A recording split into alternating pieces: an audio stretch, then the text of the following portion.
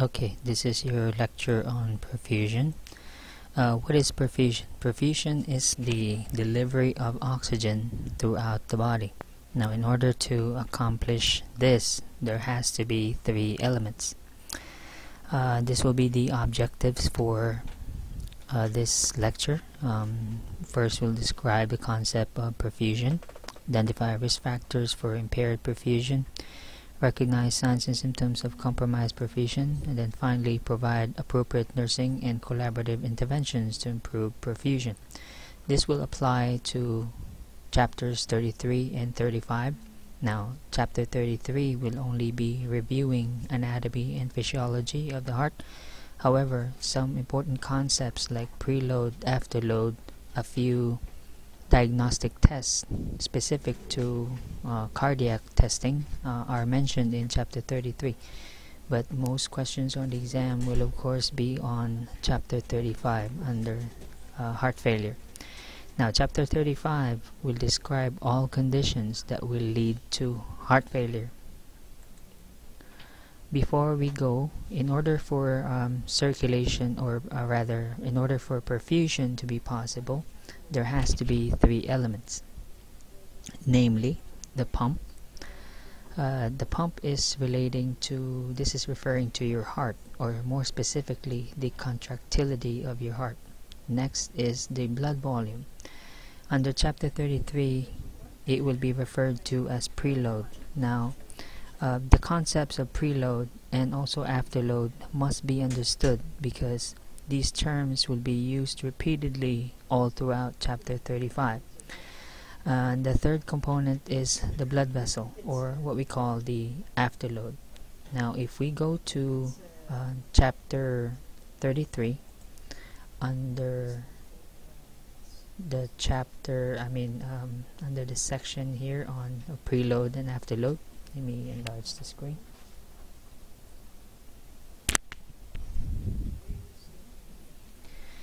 Now, if you read here, preload refers to the degree of myocardial fiber stretch at the end of diastole and just before the contraction.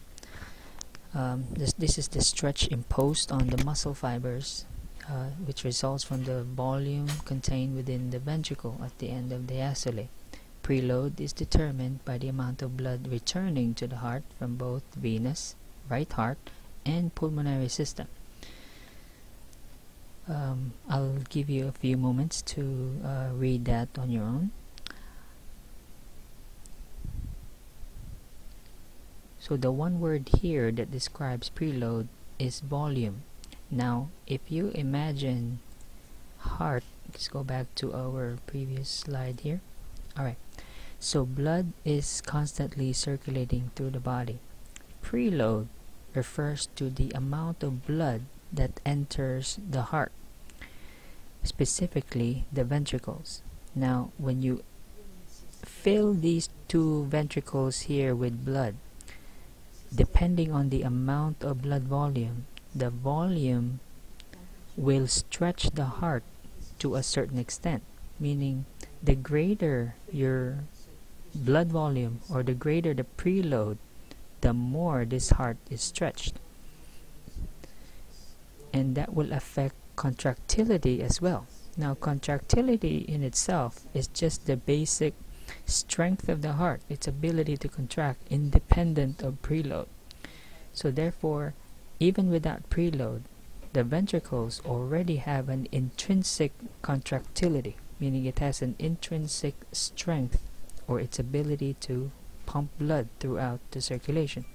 In the case of the right ventricle, this is referring to, or contractility is referring to its ability to pump blood to the lungs.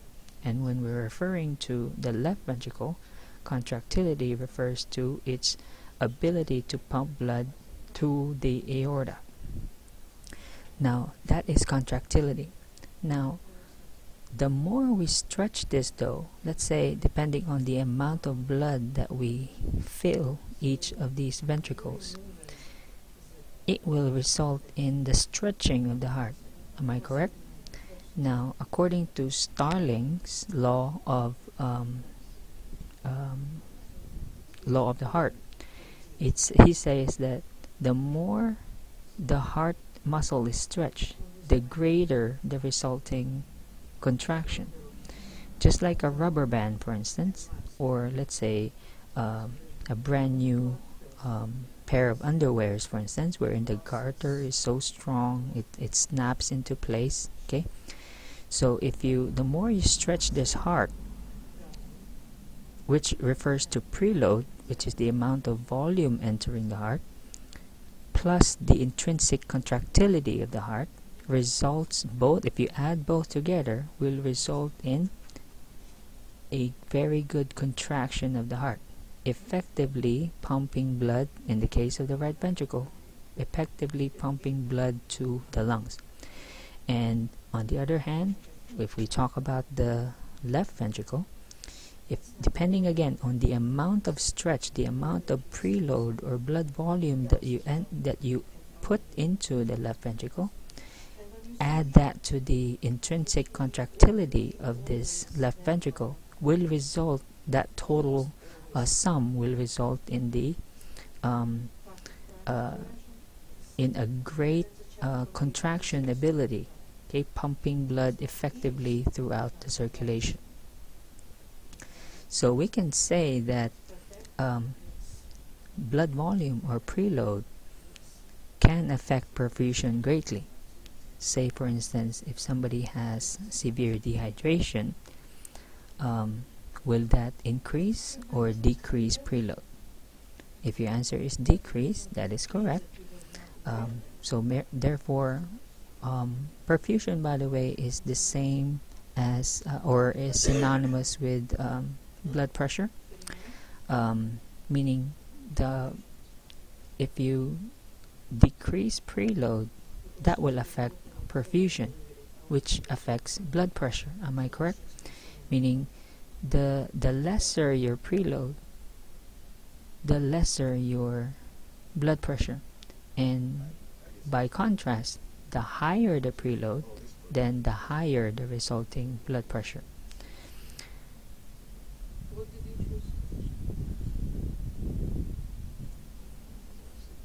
The next concept is afterload. In afterload, this refers to the pressure or resistance that the ventricles must overcome to eject blood through the semilunar valves. So one of the things that will affect afterload is, first of all, the size of the valves. Do the valves open and close normally? So that will affect afterload. If your blood vessels are either too narrow, for let's say you have either peripheral artery disease or coronary artery disease, for instance, or if your blood vessels are constricted versus if they are dilated, for instance, that changes the resistance. Am I correct? So here the amount of resistance is directly related to arterial blood pressure and the diameter of the blood vessels. For example, we already know that if you increase vasoconstriction, for instance, if you narrow the lumen of a blood vessel, that will increase or decrease afterload. If your answer is increase, that is correct. Meaning afterload, the concept of afterload refers to not only the resistance applied by the valves on these same ventricles, but also the diameter of the blood vessels, not only for the right side but also of the left side of the heart. So for instance, if this patient develops COPD, for instance, and has pulmonary hypertension, will the afterload be high or low? If your answer is high, that is correct. Meaning the greater the resistance that you apply on the ventricles, whether it's on the right or the left side, refers to afterload. When we talk about the left side of the heart, this side will pump, of course, blood to the systemic circulation, correct, through the aorta, and then finally throughout the body. So afterload refers to the resistance offered by all these blood vessels, starting with the aorta, to the carotids, to the subclavian, and to the rest of the body. Okay, this descending aorta here. So if there are plaques, for instance, throughout your arteries, in one or more arteries, then that will increase preload, because those plaques will cause narrowing of the blood vessels, thereby increasing afterload. This is the first part of the video, just explaining perfusion. So let us recap. Perfusion, therefore, is affected by three components. Number one is the pump, wherein if there is anything wrong with the heart, it could be a electrical conduction, it could be a structural. When we say electrical conduction, I'm referring to dysrhythmias, which is in chapter 34. So if there is a abnormal rhythm wherein these four chambers of the heart don't contract and relax at the proper time, you have an abnormal rhythm, it will result in a disorganized blood flow. The arrows here, of course, represent the unidirectional flow of blood, that they only flow in one direction.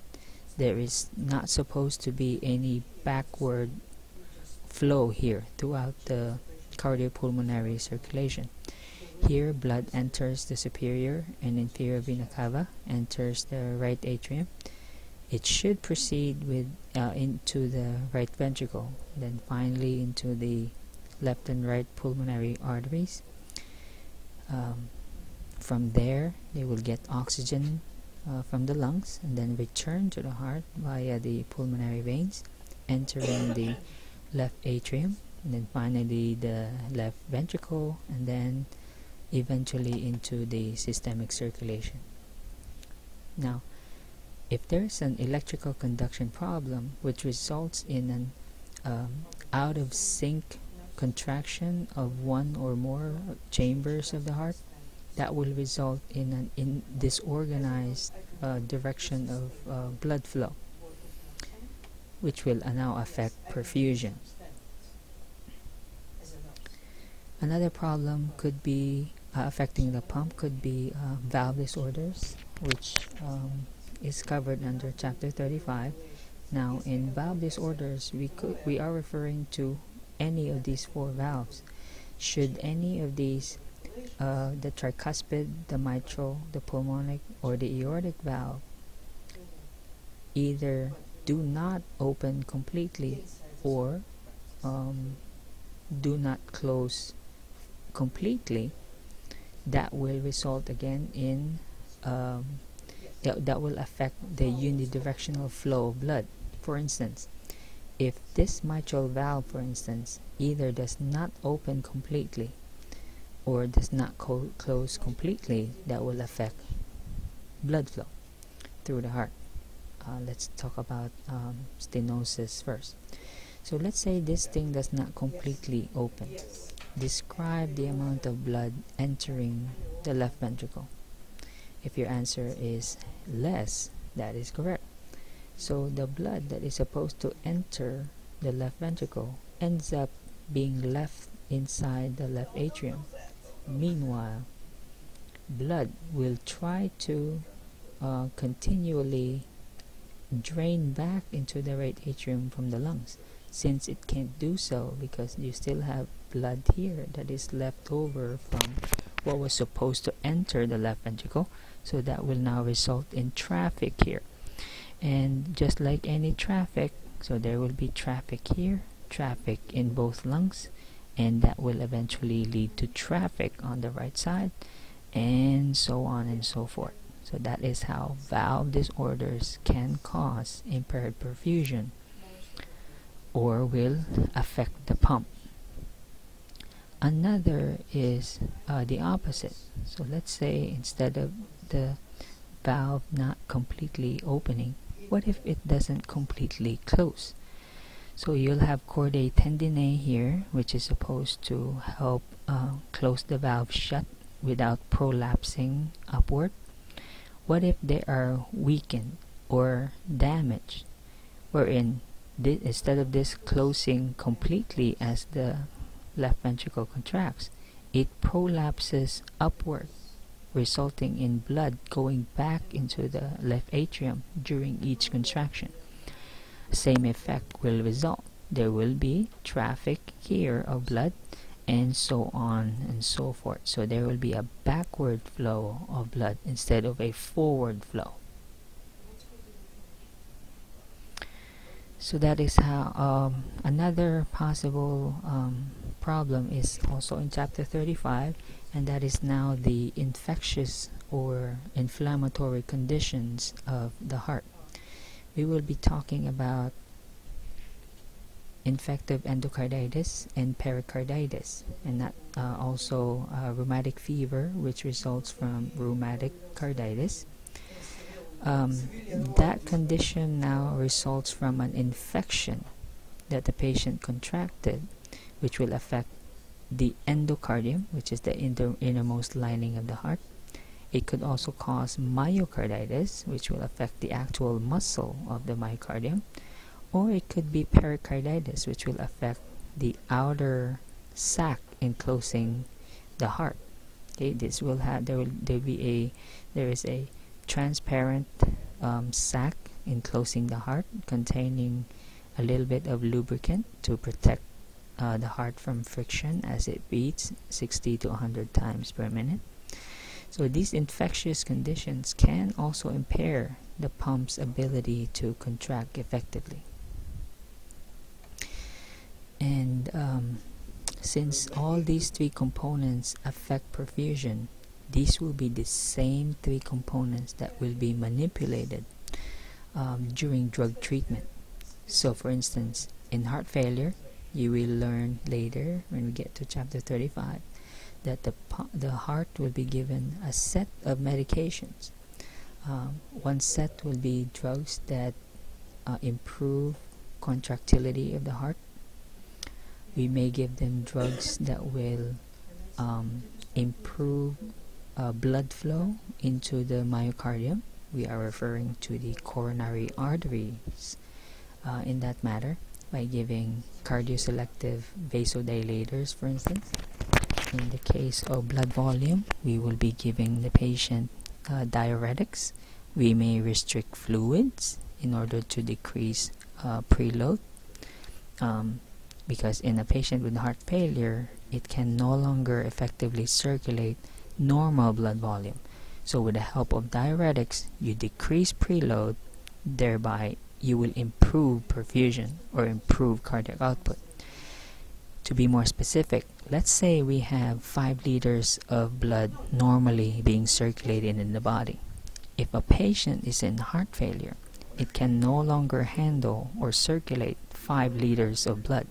However, if we decrease that to 4 liters or even down to 3.5 liters, that will now make it easier for our patient's heart, which is in heart failure, to circulate less volume compared to normal or even increased total blood volume.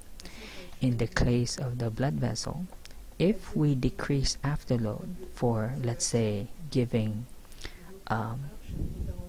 vasodilators, ACE inhibitors, beta blockers, or calcium channel blockers, for instance, we will decrease systemic vascular resistance. So if we dilate systemic arteries, for instance, and veins, it will make it easier. That will decrease afterload, thereby decreasing the workload of an injured or a failing heart, thereby improving perfusion. This is it for now. We will continue with chapter 35 in a separate video.